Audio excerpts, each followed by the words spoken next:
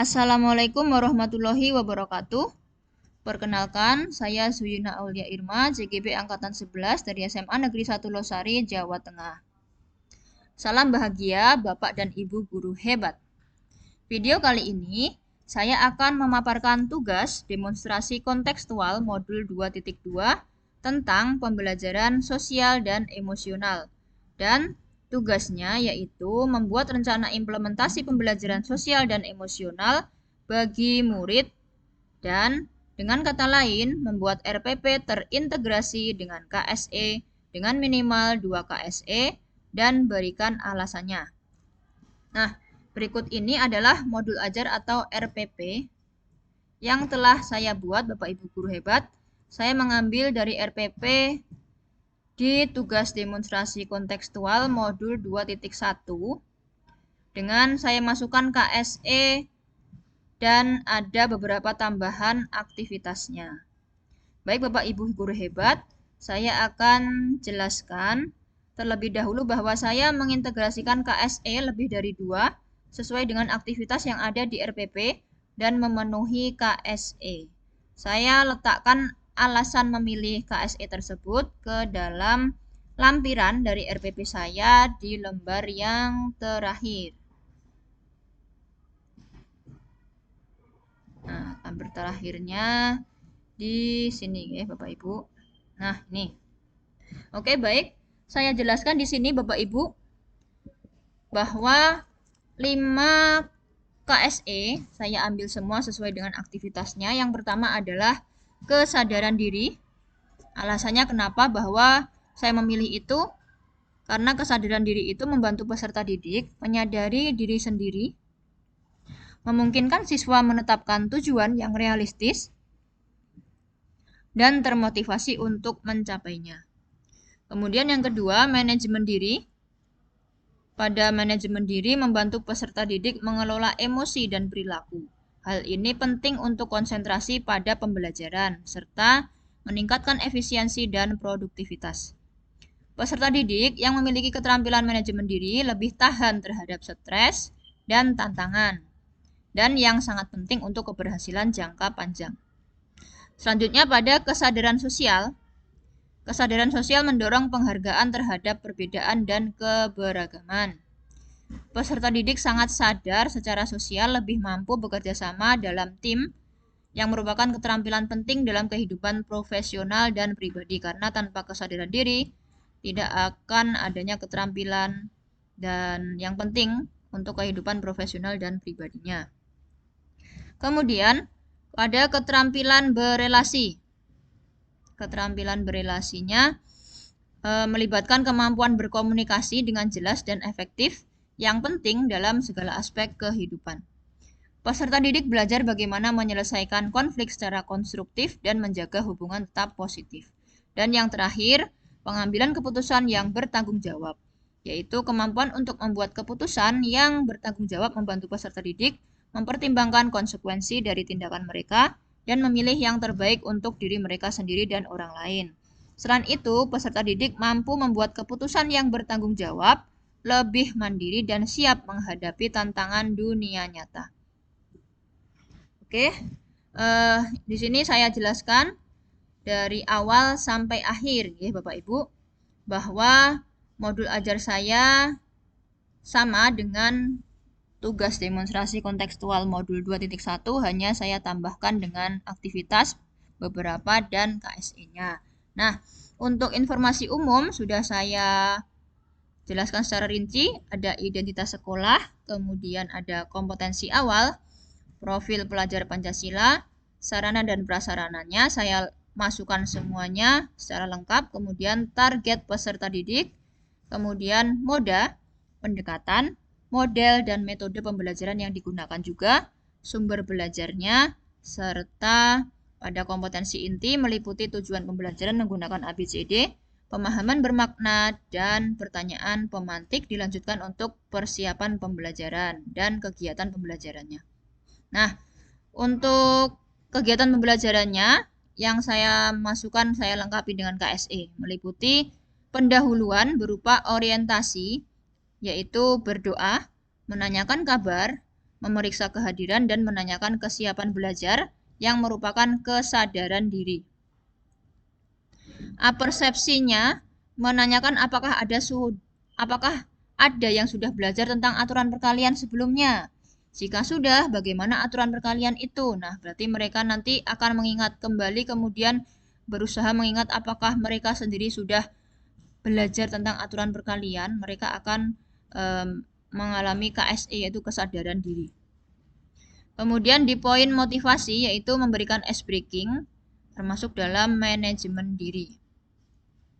Selanjutnya pada kegiatan intinya di model pembelajaran TGT atau Team Games Turnamen. Nah, ini saya jelaskan dulu Bapak Ibu bahwa saya menggunakan model pembelajaran TGT atau Team Games Turnamen, yaitu nantinya siswa itu saya berikan berupa turnamen atau permainan menggunakan kartu barcode yang isinya adalah 10 soal dan 10 jawaban di dalam barcode tersebut. Jadi ada satu barcode berisi soal, ada satu barcode berisi jawaban. Ada 10 barcode berisi soal dan 10 barcode berisi jawaban. Nah, nantinya dari kartu barcode ini akan saya sebar di sudut-sudut kelas untuk mereka scan menggunakan aplikasi barcode di setiap kelompoknya. Jadi nanti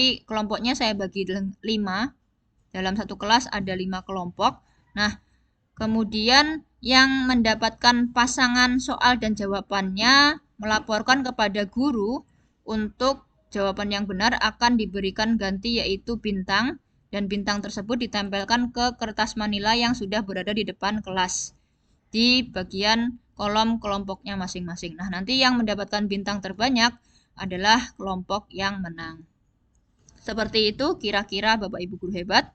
Nah, di sini saya sampaikan KSE-nya pada kegiatan inti pada langkah pertama, yaitu menyampaikan tujuan dan menyajikan materi pembelajarannya adalah pada saat guru memaparkan keyakinan kelas. Nah, ini saya tambah, yang kemarin tidak ada, sekarang saya tambahkan bahwa ada keyakinan kelas. Guru memaparkan keyakinan kelas yang harus disepakati sebelum pembelajaran dimulai, agar nantinya siswa akan saling mengerti antara guru dengan murid, kemudian saling memahami dengan adanya keyakinan kelas tersebut, maka diharapkan pembelajaran menjadi lebih kondusif sesuai dengan keyakinan kelasnya.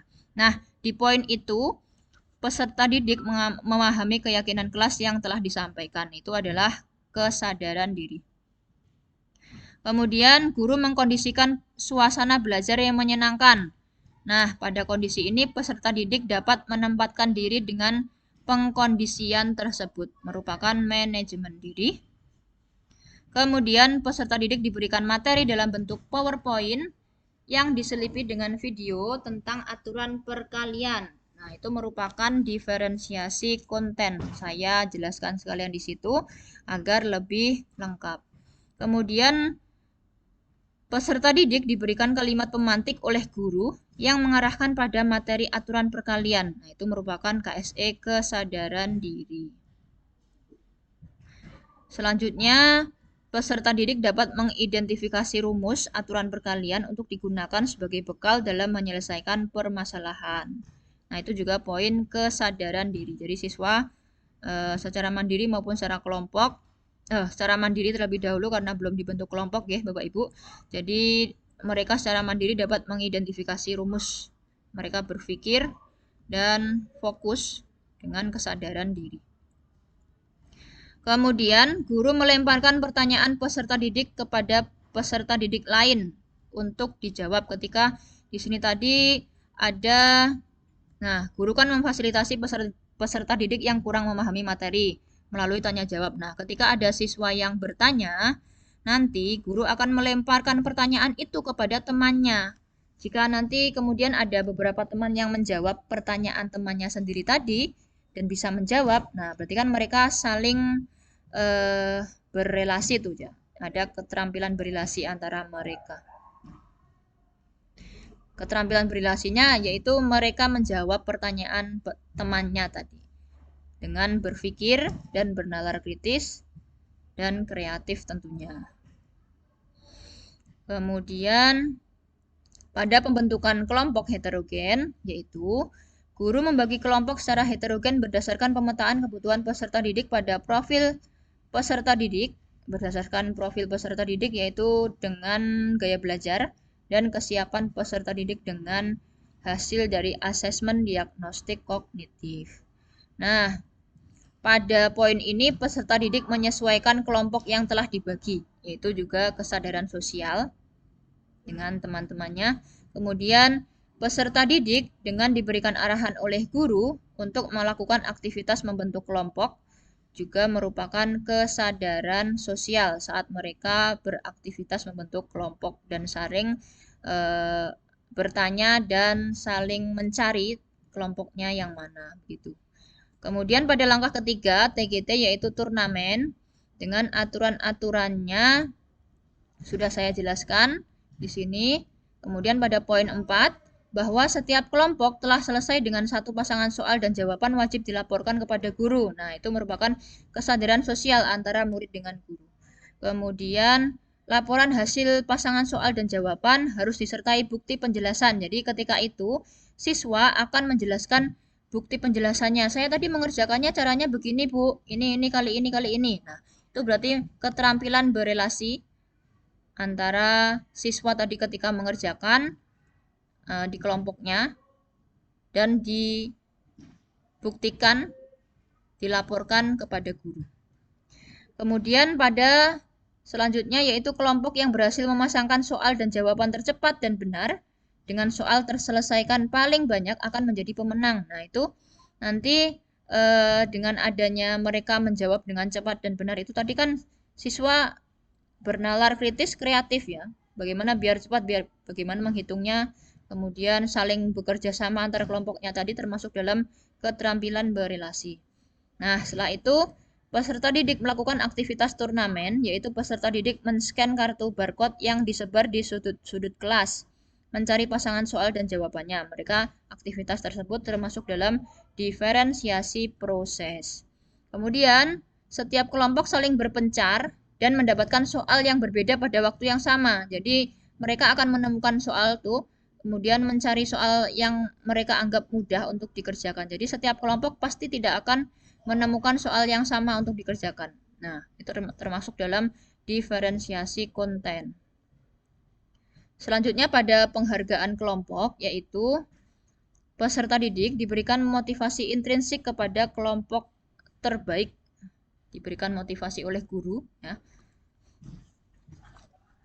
kepada kelompok terbaik, yaitu termasuk kesadaran diri. Kemudian peserta didik diberikan motivasi dan semangat kepada kelompok lain yang belum mendapatkan hasil maksimal, yaitu kesadaran diri juga. Selanjutnya di bagian penutup, aktivitasnya banyak sekali menggunakan KSE ya Bapak Ibu, yaitu guru bersama peserta didik menyampaikan refleksi pembelajaran termasuk dalam manajemen diri.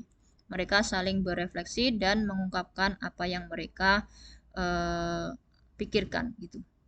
Kemudian di poin kedua yaitu guru meminta setiap kelompok untuk membuat rangkuman pembelajaran dalam minimal satu kalimat. Rangkuman setiap kelompok dikumpulkan dalam sebuah produk dengan memilih berupa rekaman suara, video atau poster.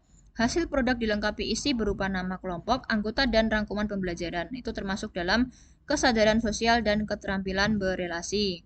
Dan termasuk juga dalam diferensiasi produk. Selanjutnya, kelompok memilih produk yang akan dihasilkan. Nah, dengan pemilihan itu mereka KSE-nya adalah pengambilan keputusan yang bertanggung jawab. Kemudian kelompok melakukan aktivitas membuat hasil produk, itu termasuk kesadaran sosial dan keterampilan berelasi. Kemudian kelompok memilih dan menentukan tugas yang dilakukan pada masing-masing anggotanya, termasuk dalam pengambilan keputusan yang bertanggung jawab. Selanjutnya, pada poin kelompok mengumpulkan tugas produk melalui WhatsApp guru, itu kesadaran diri. Nah, baik Bapak Ibu, untuk KSE-nya sudah saya terapkan di kegiatan pendahuluan, inti, dan penutup pembelajaran. Selanjutnya di modul ajar di sini saya lengkapi tindak lanjut berupa asesmen, pengayaan dan remedial dengan keterangan-keterangannya, kemudian refleksi, dan komponen lampirannya meliputi pemetaan kebutuhan murid berdasarkan profil, kesiapan, dan minat. Kemudian soal-soal asesmen diagnostik kognitif, soal pada kartu barcode dan sampelnya, kemudian rubrik penilaian dan keterangannya tadi, alasan keterangan menggunakan KSE-nya di lampiran bagian I. Kemudian disahkan oleh kepala sekolah. Nah, ini berikut pemetaannya ya, sesuai dengan gaya belajarnya. Saya menggunakan Aku Pintar. Jadi bisa dilihat di Google nggih Bapak Ibu. Barangkali bisa membantu dan menginspirasi di Aku Pintar. Nah, dari sini nanti hasilnya siswa itu ada yang mendapatkan dari satu siswa tidak hanya satu gaya belajar. Mereka bisa memiliki 2 atau lebih gaya belajar. Ada juga yang satu juga. Nah, kemudian saya rangkum di sini di poin terakhirnya bahwa yang tertinggi di poin kinestetik ya, nggak salah ya. Di poin kinestetik mereka lebih unggul dan auditorinya 21 anak. Kemudian pada pemetaan kebutuhan murid berdasarkan kesiapan belajar melalui hasil asesmen diagnostik kognitif yang sudah dilakukan pada pertemuan sebelumnya, dan pada anak-anak yang berwarna hijau ini merupakan nanti alternatif untuk menjadi tutor sebaya.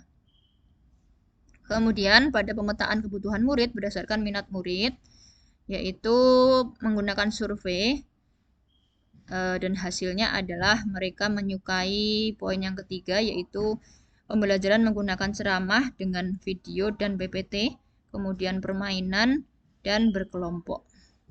Sehingga muncullah ide pembelajaran menggunakan tim games turnamen. Kemudian di sini adalah asesmen diagnostik kognitifnya, soal-soalnya seperti ini. Kemudian jawaban juga sudah ada. Dan dilanjutkan pada soal pada kartu barcode-nya nanti di sini saya selipkan dan jawabannya juga. Kemudian sampelnya seperti ini menjadi kartu-kartu barcode ditempel di sudut-sudut kelas. Selanjutnya di rubrik penilaian meliputi pengetahuan dengan rentang nilainya, kemudian sikap menggunakan observasi guru di kelas dan penilaian teman sebaya. Kemudian ada keaktifan tanya jawab dan ketika menjadi dominan dalam kelompok. Kemudian pada poin keterampilannya yaitu hasil produknya tadi yang menggunakan poster, rekaman suara, dan video sesuai dengan nilainya yaitu antara 1 sampai dengan 4. Kemudian ini rekapannya penilaian nilai keterampilan dengan kategorinya ABCD. Dan rencana program perbaikan dan pengayaan yaitu nanti perbaikannya bahwa siswa yang mengalami perbaikan yaitu mengerjakan ulang soal turnamen sebagai tugas, dan pengayaannya bagi peserta yang kelompoknya bagus dan anak-anak tersebut kira-kira mendapatkan pengayaan. Nah, soalnya seperti ini ada 2. Nah, kemudian di keterangan KSE tadi. Baik Bapak Ibu, terima kasih sudah menonton video saya. Semoga menginspirasi. Saya akhiri. Wassalamualaikum warahmatullahi wabarakatuh.